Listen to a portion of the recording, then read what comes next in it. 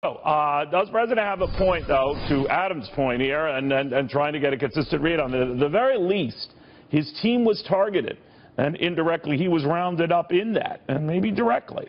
Former FBI Assistant Director Ron Hosko. Ron, I'm very, very confused. My head is actually hurting trying to understand this, but what do you make of what we've learned thus far and what Rice was saying just a few minutes ago? Well, to your point, if there are iterations to her reality, to what she's willing to say and share with us, that's very concerning, and I would think would bring the scrutiny of either congressional investigators or FBI investigators to understand the truth of what actually happened. I could see, Neil, that it would be expected where the intelligence community after Trump's election is going to have more incidental collection about Donald Trump and his building administration. You're going to have foreign adversaries who are talking about Trump, who are talking about the participants in the new government, and looking at ways to exploit those contacts that they may have. They're discussing the way in, what policies may change and what they may be. So I could see an uptick in the collection related to Donald Trump. Doesn't necessarily mean he's being wiretapped. Right. But I think there are legitimate areas of concern here that are slowly being exposed, I think, about who was asking for unmasking. And here, with respect to Susan Rice, there are some obvious questions. What had been her history with requests to unmask individual names in the past? Is this an outlier, or was this the routine? Does it really look like it was to add context to intelligence collection? Neil, one of the frustrations that I have, and I imagine you and others, the FBI investigation will be ongoing. But unfortunately, it's going to be opaque for a long time as they try to piece this together. And meanwhile, what we see is the battle playing out in the mainstream media that is really empowered by the politics of Capitol Hill. And the pieces that we hear that may be true, there may be a smidgen of truth, there may be no truth.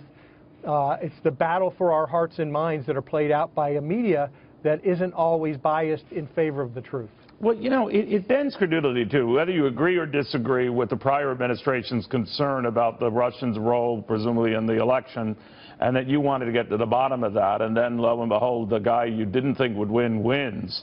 And you're wondering about whether that connection had anything to do with that. Again, if that was a legitimate concern, and it appeared to be, then it wouldn't really be a stretch to say, let's gather what we can on these people, and as part of that surveillance, even include even in indirect conversations that were followed or noise that was made, the president-elect himself. I think it's absolutely responsible for our government to be looking hard at Russian influence, and absolutely to consider whether there were Trump transition team members, participants, that were in any way colluding with the Russians. There are little tidbits that point to some of that may have happened, but, you know, like you, I'm thirsting for the truth, and I fear that I am not going to hear it through the mouth of a congressman. But, you know, but also, Ron, I'm wondering, too, I mean, where there's smoke, there's fire, and I think there's plenty to investigate on this, because there's so much we don't know.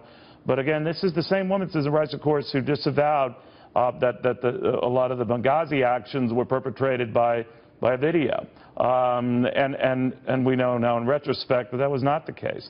So once bitten, you would think the media in general would be at least a little shy. You would think the media would be a bit shy, but we're seeing evidence of that politicization of the media just in this morning's newspapers. Absolutely. And have it on both sides. You want to explore the Trump thing, by all means, have at it. But certainly have it this as well.